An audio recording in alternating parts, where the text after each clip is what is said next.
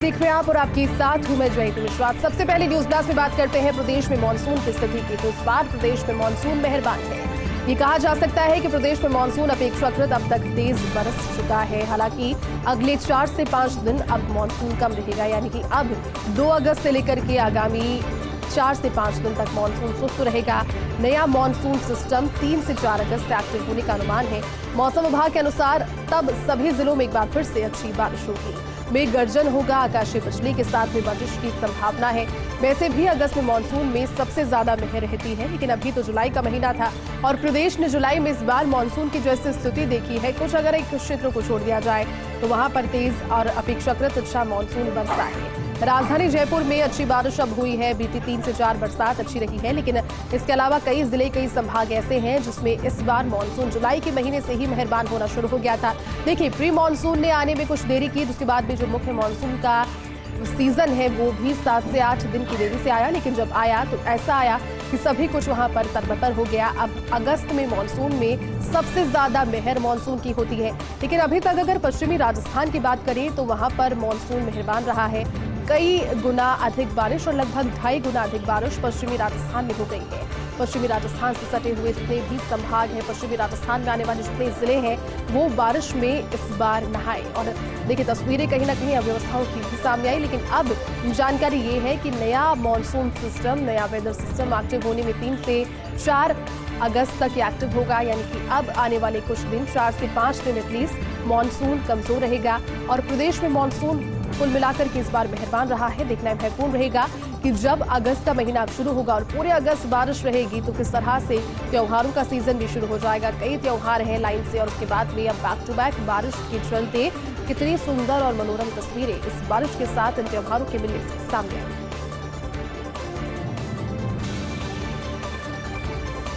दक्षिणी राज्यों में फैलता आतंकी नेटवर्क। 5 राज्यों में फैल चुका है आईएस अलकायदा का नेटवर्क। कर्नाटक में हाल ही में हुई भाजपा नेता प्रवीण निटारू की हत्या और इस हत्या के मामले की जांच अब एनआईए करेगी। और देखिए, जिस तरह की हत्याएं अब हो रही है, देश में जिस तरह का माहौल बनाने की कोशिश की जा रही है, सांप्रदायिक चीजों को भड़काने की कोशिश, इस वजह से कहा जा सकता है कि दक्षिण के राज्यों में आतंकी नेटवर्क फैल रहा है। ये हम नहीं कह रहे, खुफिया इनपुट्स के आधार पर जानकारी आई है, क्योंकि 5 राज्य हैं जहां पर आईएसआई और अलकायदा का नेटवर्क फैल चुका है।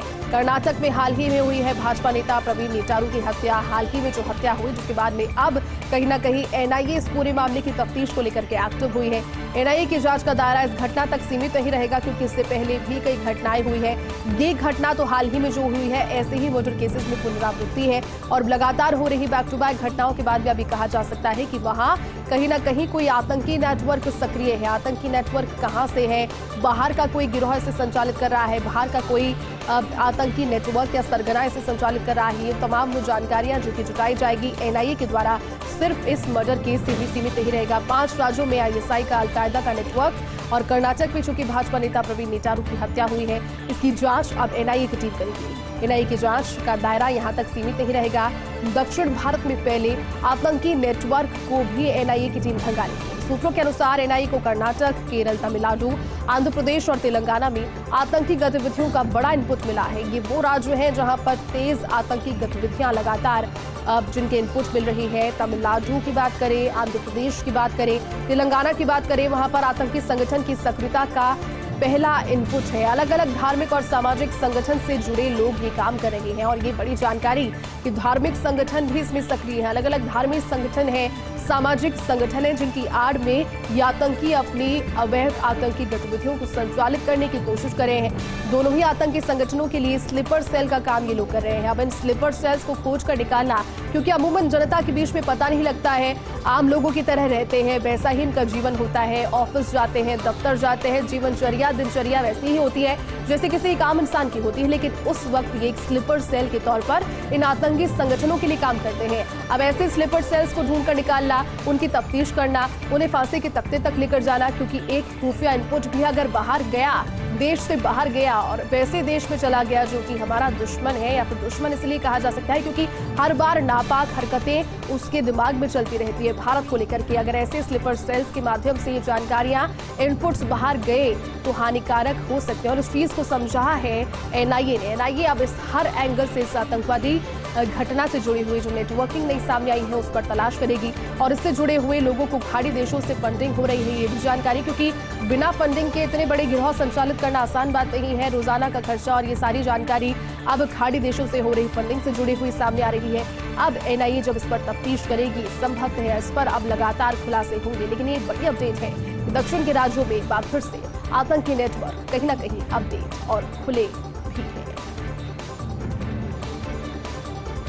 करदाताओं के लिए अच्छी खबर की बात कर लेते हैं। आयकर रिटर्न भरने की अंतिम तारीख है कल, और देखिए तारीख कल है, इससे पहले की तारीखों से पहले ये आपको ज्ञात होगा कि करदाताओं ने अपनी रिटर्न्स भर दी। अगर आपने रिटर्न अब तक नहीं भरी है तो कल अंतिम तारीख है। वित्तीय वर्ष 2021-22 के लिए रिटर्न दाखिल किया जा रहा है। 31 जुलाई रिटर्न भरने की अंतिम तारीख है, जिसे बढ़ाया गया था। केंद्र के अनुसार इस बार नहीं बढ़ेगी तारीख। देखिए पहले तारीखें बढ़ चुकी है, लेकिन अब तारीख नहीं बढ़ेगी। आखिरी तारीख है रिटर्न भरने की, रिटर्न फाइल करने की। वैसे रिटर्न फाइल किया जा सकता है 31 दिसंबर 2022 तक, लेकिन इसके लिए 1,000 रुपए से लेकर के 5,000 रुपए तक की जो लेट फीस है, जो एक्स्ट्रा फीस है वो देनी होगी, और कोई भी इस फीस को देना नहीं चाहेगा। इस वजह से ये जानकारी कि अब कहीं ना कहीं कल जो तारीख है उसको देखते हुए अपने रिटर्न को फाइल कर दिया जाए, क्योंकि इसके अतिरिक्त 31 दिसंबर 2022 तक तो आप इसे भर सकते हैं, लेकिन अतिरिक्त 1,000 या फिर 5,000 रुपए का अतिरिक्त शुल्क चुका करके से बचने के लिए ही करना होगा कि रिटर्न अब फाइल कर लिया जाए। और रिटर्न कल से पहले, क्योंकि 31 जुलाई अंतिम तारीख है इसके लिए वैध तारीख, उससे पहले रिटर्न फाइल करके जमा करा दिया जाए। देश में FSSAI की गुड़ सैंपलिंग, गुड़ कितना खरा है ये जांचने के लिए नमूने इकट्ठे किए गए। सभी राज्यों के 249 जिलों से जुटाए गए 3060 नमूने। कई राज्यों में चूंकि केमिकल मिला हुआ गुड़ बिक रहा है, सभी शहरों के नमूने फेल हो गए। आपको जानकारी दे दें कि देश के बाजारों में 36% गुड़ मानकों पर खरा नहीं उतर पाया। पैक्ड गुड़ की तुलना में खुले में बिकने वाला गुड़ ज्यादा खराब रहा। इसके साथ ही FSSAI ने पैक्ड गुड़ खाने की भी सलाह दी है।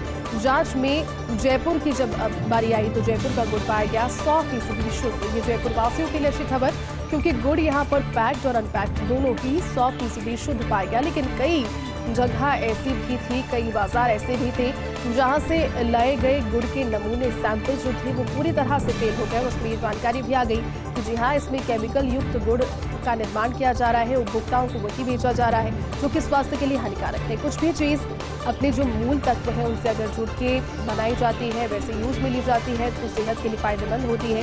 लेकिन गुड़ जैसी चीज़ में भी अगर सैंपलिंग के जरिए पता लगेगा कि अब उसके अंदर भी मिलावट हो रही है तो ये कहीं ना कहीं एक अच्छा संकेत नहीं है। लेकिन राहत की बात जयपुर वासियों के लिए कि जयपुर का गुड़ 100% खरा और शुद्ध पाया गया। एक बार फिर से विपक्ष होगा एकजुट। पश्चिम बंगाल सीएम ममता बनर्जी करेंगे इसकी पहल, और इसके लिए अगले हफ्ते 5 दिन दिल्ली में रहेंगी ममता बनर्जी। इसी बीच सोनिया गांधी, शरद पवार, केसीआर, अखिलेश यादव, अरविंद केजरीवाल, एम स्टॉलिन एक मंच पर आ सकते हैं। इन दलों की लोकसभा में 125 सांसद हैं। शुक्रवार को सोनिया गांधी से मुलाकात करने वाली है ममता बनर्जी। अगले शनिवार को केसीआर, स्टॉलिन, केजरीवाल, भगवंत मान से भी मुलाकात करेंगी। और ममता के एजेंडे में ईडी और अन्य जांच एजेंसियों का दुरुपयोग भी है। पार्थ चटर्जी को मंत्री पद से हटाकर ममता ने आक्रामक रहने का फैसला किया है। एक आक्रामक मूव रहा उनके द्वारा, और अब कहीं ना कहीं जो विपक्ष एकजुट होता हुआ अगर नजर आता है तो ये कहीं ना कहीं एक संबल प्रदान करेगा उन अलग थलग पार्टियों को जो इस वक्त अपना अस्तित्व तलाश रही है। बड़ी पार्टियां, छोटी पार्टियां, बड़े दल, छोटे दल, सभी अगर एकजुट होकर के मंथन करेंगे और वो मुद्दे जो कि अकेले इंडिविजुअली उठाए जा रहे हैं अगर उनको मिलकर उठाएंगे तो हो सकता है कि एक बार फिर से एक मजबूत विपक्ष, भले ही संयुक्त विपक्ष हो, इसमें अलग अलग दल हो, लेकिन वो देखने को मिल सके। पश्चिम बंगाल की मुख्यमंत्री ममता बनर्जी इसकी पहल कर रही है, इनिशिएटिव उन्होंने लिया है, और इसके लिए अगले हफ्ते 5 दिन दिल्ली में ही ममता बनर्जी रहेंगी। 5 दिन के लिए दिल्ली में घेरा डाली रहेंगी ममता बनर्जी। सोनिया गांधी से उनकी मुलाकात होगी, शरद पवार से उनकी मुलाकात होगी, केसीआर से मिलेंगी, अखिलेश यादव से मिलेंगी, अरविंद केजरीवाल से मिलेंगी, एम स्टॉलिन भी मुलाकात कर जानकारी है उनसे भी वो आ रही है, यानी कि ये सभी एक मंच पर आ सकते हैं। और एक मंच पर अगर बातचीत सफल रहती है तो कहा यह भी जा सकता है कि आने वाले दिनों में, क्योंकि इन दलों के कुल मिलाकर के लोकसभा में 125 सांसद हैं, शुक्रवार को सोनिया गांधी से मुलाकात करेंगी ममता बनर्जी और शनिवार को केसीआर से, स्टॉलिन, केसीआर के अलावा केजरीवाल से भगवंत मान से मुलाकात करेंगे। तो कुल मिलाकर के अब उनके एजेंडे में अब सारी चीजों को समाहित किया जा रहा है। विपक्ष से जुड़े हुए मुद्दे हैं, सरकार को घेरने से जुड़े हुए मुद्दे हैं, केंद्र सरकार की नीतियों से जुड़े हुए मुद्दे हैं, महंगाई है, ईडी है और अन्य जांच एजेंसियों का दुरुपयोग भी। अब देखना ये होगा कि ये इनिशिएटिव कितना सफल साबित हो सकता है। तो पाक पीएम शहबाज शरीफ के साथ खेला। शरीफ के नेतृत्व वाली गठबंधन सरकार अब संकट में आ गई है। पाकिस्तान में अब एक बार फिर से जल्द ही आम चुनाव के हालात बनते जा रहे हैं। सेना ने भी तटस्थ रवैये को अपनाया है। सेना ने शहबाज शरीफ को चुनाव में जाने के संकेत दिए हैं और ऐसे में शरीफ सरकार भविष्य को लेकर आशंकित है। सेना न्यायपालिका से भी शरीफ को समर्थन नहीं मिल रहा। शहबाज शरीफ सरकार का मानना तटस्थता के नाम पर सेना ने उनके साथ डबल गेम खेला। तो कहीं ना कहीं जो स्टेबिलिटी है वो पाकिस्तान को मिल ही नहीं पा रही। कारण यही है कि हर बार जब प्रधानमंत्री का चुनाव होता है और पीएम के चेहरे पर भी बार बार फिर जो बातें या पुरानी हिस्ट्री से जुड़ी हुई जानकारी सामने आने लग जाती है। गठबंधन जिस तरह से करके सरकार में आ जाता है वो गठबंधन ही खोखला हो जाता है। एक बार फिर से कुछ ऐसा ही हुआ है। पाक के प्रधानमंत्री शहबाज शरीफ के साथ खेला और कोशिश ये की जानी चाहिए कि ऐसे अंदरूनी मसलों में पहले ध्यान दिया जाए, बजाय कि इसके कि आपके पड़ोसी देश कितनी तरक्की कर रहे हैं और कैसे वहां पर घुसपैठ की जाए। शरीफ के नेतृत्व वाली गठबंधन सरकार अब संकट में है। पाकिस्तान में एक बार फिर से आम चुनाव के हालात बन रहे हैं, लेकिन सेना ने इस पर अपना तटस्थ रवैया अपनाया है। सेना ने शहबाज शरीफ को चुनाव में जाने के संकेत दिए हैं। ऐसे में शरीफ सरकार अपने भविष्य को लेकर आशंकित है। सेना न्यायपालिका से भी शरीफ को समर्थन नहीं मिल रहा और सरकार का मानना है कि तटस्थता के नाम पर सेना का जो काज सेना ने खेला है उनके साथ की और कुछ नहीं बल्कि एक डबल गेम है।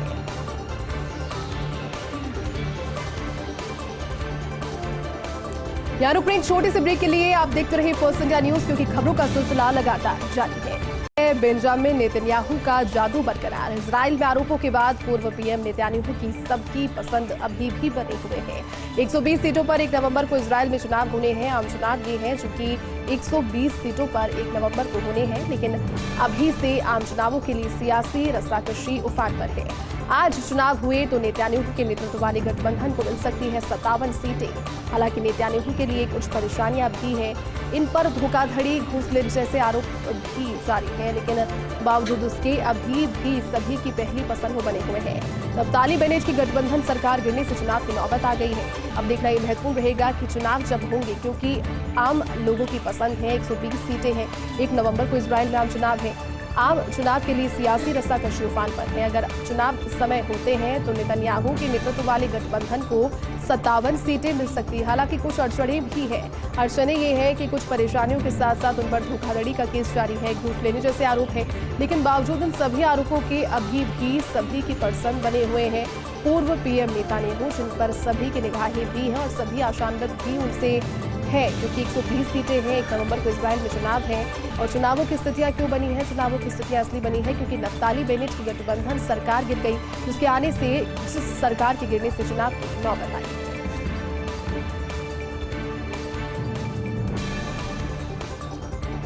अब भाजपा के टारगेट पर ममता और केजरीवाल, दोनों के करीबियों पर केंद्रीय एजेंसियों का शिकंजा और हाल ही में हुई कार्रवाइयों से दोनों नेता हैरान परेशान हैं। ये कार्रवाइयां जो बीते दिनों हुई है, इससे दोनों ही नेता हैरान परेशान है। बात भले ही पार्थ चटर्जी की करे या फिर करे अरविंद केजरीवाल के गुस्से आते हुए सत्येंद्र जैन पर या फिर मनीष सिसोदिया पर, जिस तरह से जानकारियां सामने आई कि वो कार्रवाइयां जिस वजह से दोनों ही नेता हैरान परेशान है। और भारतीय जनता पार्टी के टारगेट पर कहा जा सकता है कि ममता और केजरीवाल है। दोनों के करीबी केंद्रीय एजेंसियों के शिकंजे में है, पैनी निगाह उन पर बनी हुई है। भाजपा ने दोनों नेताओं की ईमानदारी पर भी प्रश्न चिन्ह लगाया। जिस ईमानदारी को दिखाकर के सत्ता में आई थी भारतीय जनता पार्टी के विपरीत एक दल के तौर पर और कहा जा सकता है एक विपक्ष के तौर पर, जिस तरह से अरविंद केजरीवाल ने आम आदमी पार्टी को जिस ईमानदारी के टैग को लेकर आया था, अब कहीं ना कहीं उसी पर प्रश्न चिन्ह भारतीय जनता पार्टी ने लगाया है दोनों ही नेताओं पर।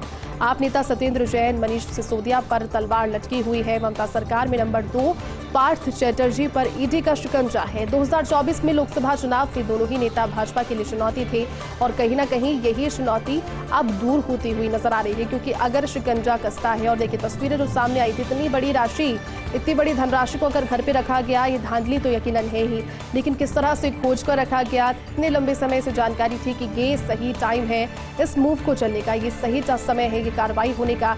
2024 में लोकसभा चुनाव के लिए दोनों नेता भारतीय जनता पार्टी के लिए चुनौती थी, लेकिन इस चुनौती को पहले ही यहाँ पर साइड में करने की कोशिश की जा चुकी है। अब देखना ये कि कितना कारगर ये नया हथकंडा साबित हो पाता है भारतीय जनता पार्टी का और कितनी सफल ये कोशिश रह पाती है। क्या झारखंड भाजपा के पास नहीं है दमदार चेहरा, तभी ऑपरेशन लोटस को सफलता नहीं मिल रही है। सवाल सियासी गलियारों में खूब गूंज रहा है कि क्या कोई दमदार चेहरा झारखंड भाजपा के पास नहीं है, क्योंकि ऑपरेशन लोटस जिसे सफलता नहीं मिली, कांग्रेस या फिर विपक्षी पार्टियों की सरकार गिराने के लिए मजबूत चेहरे की दरकार है और ये दरकार पूरी होती नजर ही नहीं आ रही। क्योंकि अगर पार्टी गिराने की दरकार और कोशिश करते हैं, ऑपरेशन लोटस चलाया जाता है, कई राज्यों में हुआ भी है, लेकिन अगर कोई दमदार चेहरा नहीं होगा तो किसके बूते पर ये ऑपरेशन किया जाएगा, ये सफलता नहीं मिल पा रही है और ये सवाल बरकरार है। कांग्रेस या फिर विपक्षी पार्टियों की सरकार गिराने के लिए मजबूत चेहरे की दरकार है, ये एक चाह है मजबूत चेहरे की, लेकिन जैसे कर्नाटक में येदियुरप्पा, एमपी में शिवराज और महाराष्ट्र में फडणवीस है, इन दमदार चेहरों की बदौलत ही तो तीनों राज्यों में ऑपरेशन लोटस सफल हुआ। जिस तरह से अभी जानकारी मैं आपको दे ही रही थी कि कई राज्य ऐसे हैं जहां पर ये ऑपरेशन लोटस सक्सेसफुल हुआ है। सक्सेसफुल इसलिए हुआ क्योंकि चेहरे थे। अगर कर्नाटक की बात करें तो येदियुरप्पा थे, एमपी में शिवराज थे, महाराष्ट्र में देवेंद्र फडणवीस थे, बैकफुट पर थे, लेकिन कार्य लगातार करते रहे, यानी कि कैमरे के पीछे से कार्य करते रहे और जिस समय मौका पड़ा, जब सही समय लगा, फिर से एक बार फ्रंट में आए और पूरी बागडोर संभाली। तो ये मजबूत चेहरा और मजबूत नेतृत्व कहीं ना कहीं अभी इस समय झारखंड में भारतीय जनता पार्टी के पास नजर नहीं आ रहा। तो यही कारण कहा जा सकता है कि ऑपरेशन लोटस वहां पर सक्सेसफुल नहीं हो पा रहा, या फिर ये भी कह सकते हैं कि शुरू ही नहीं हो पा रहा। ऐसी जानकारियां भी नहीं आ रही कि ऑपरेशन लोटस वहां पर सक्सेसफुल या फिर एग्जीक्यूट किया भी जा सकता है, क्योंकि एक चेहरा नहीं है, ऐसे चेहरे के बिना ये ऑपरेशन करा जाना सफल नहीं हो पाएगा। इन दमदार चेहरों की बदौलत तीनों राज्यों में ऑपरेशन लोटस सफल हुआ। हालांकि झारखंड में रघुबीर दास हैं, अर्जुन मुंडा हैं, समीर उरांव जैसे चेहरे, लेकिन तीनों के विधायक नहीं होने से आलाकमान इस पर रिस्क नहीं लेना चाहते। यानी कि चेहरे भी अगर मिल जाए, अगर ढूंढ कर देखा जाए और चेहरे मिल भी जाए, लेकिन तीन नाम जो सामने आए उनके पास में विधायक नहीं है, नंबर्स नहीं है और नंबर्स की कमी की वजह से फिलहाल झारखंड में आलाकमान कोई रिस्क लेना नहीं चाहते। चलिए बात कर लेते हैं त्रिनिदाद में Bharat West Indies T20 series की। तो पहले T20 में भारत ने वेस्ट इंडीज को दी है शिकस्त। भारत ने वेस्ट इंडीज को 68 रनों से शिकस्त दी है। भारत ने वेस्ट इंडीज के सामने 191 रन का लक्ष्य रखा था। कप्तान रोहित शर्मा ने 64 रनों की पारी खेली। दिनेश कार्तिक ने 19 गेंदों में नाबाद 41 रन की धुआंधार पारी खेली। लक्ष्य का पीछा करते हुए विंडीज को 122 रन पर रोका। भारतीय गेंदबाजों ने अर्शदीप, रविंद्र जडेजा और रवि बिश्नोई ने 2-2 विकेट लिए। तो शुरुआत इस सीरीज की है भारत ने जीत के साथ में 68 रनों से करारी शिकस्त वेस्ट इंडीज को दी है और भारत ने विंडीज के सामने 191 रन का लक्ष्य रखा था। कप्तान रोहित शर्मा जिन्होंने 64 रन की धुआंधार पारी खेली, दिनेश कार्तिक ने 19 गेंदों में नाबाद 41 रन की धुआंधार पारी खेली और लक्ष्य का पीछा करते हुए विंडीज को 122 रन पर रोका। भारतीय गेंदबाजों ने अर्शदीप रहे, रविंद्र जडेजा रहे और रवि बिश्नोई जिन्होंने 2-2 विकेट लिए और इन सभी की सामूहिक एफर्ट्स के बदौलत ये पहला मैच भारत ने जीत लिया। तो शराब नीति पर मनीष सिसोदिया की प्रेस कॉन्फ्रेंस, कहा दिल्ली में पुरानी शराब नीति लागू, सरकार ने ट्रांसपेरेंसी से काम किया, पारदर्शिता से सरकार ने काम किया। दिल्ली सरकार के अफसरों को डराया गया, ईडी सीबीआई की धमकी दी गई। दिल्ली में शराब की दुकानें कम करने की साजिश रची गई। दुकानें घटेंगी तो अवैध शराब की बिक्री बढ़ेगी। नई शराब नीति में घोटाला नहीं, नई शराब नीति से रेवेन्यू बढ़ता। 1 अगस्त से और कम दुकानें। गुजरात में जहरीली शराब से मौतें हुई और गुजरात में गैर कानूनी तरीके से शराब बेची जा रही है। कहने को ड्राई स्टेट है, लेकिन हाल ही में जहरीली शराब से जो मौतें हुई उस पर भी मनीष सिसोदिया ने इस प्रेस कॉन्फ्रेंस में सवाल खड़े किए। लेकिन साथ ही साथ उन्होंने ये भी कहा कि दिल्ली में पुरानी शराब नीति लागू रहेगी। सरकार ने ट्रांसपेरेंसी से काम किया। मकसद यही था कि नई शराब नीति जब लागू की जाए जिससे रेवेन्यू जनरेट हो सके और रेवेन्यू जब बढ़ेगा, राजस्व जब बढ़ेगा तो जनता के काम भी हो पाएंगे, ये उनका कहना था और इस तरह से उन्होंने अपने मकसद को दर्शाया भी। कहा आगे कि दिल्ली सरकार के अफसरों को डराया गया, उन्हें धमकाया गया ईडी सीबीआई के नाम पर। दिल्ली में शराब की दुकानों को कम करने की साजिश रखी गई, ये कहा उन्होंने। और कहीं ना कहीं एक तरीके से निशाना भी साधते हुए इंडायरेक्टली नजर आए। दुकानें घटेगी तो अवैध शराब की बिक्री बढ़ेगी। नई शराब नीति में घोटाला नहीं होता, नई शराब नीति से रेवेन्यू बढ़ता और 1 अगस्त से और दुकानें कम हो जाएगी। गुजरात में जहरीली शराब से मौतें हुई, गुजरात में गैर कानूनी तरीके से शराब बेची जा रही है। तो ये तमाम वो सारी बातें जो कि शराब नीति पर मनीष सिसोदिया ने इस प्रेस कॉन्फ्रेंस के दौरान कही।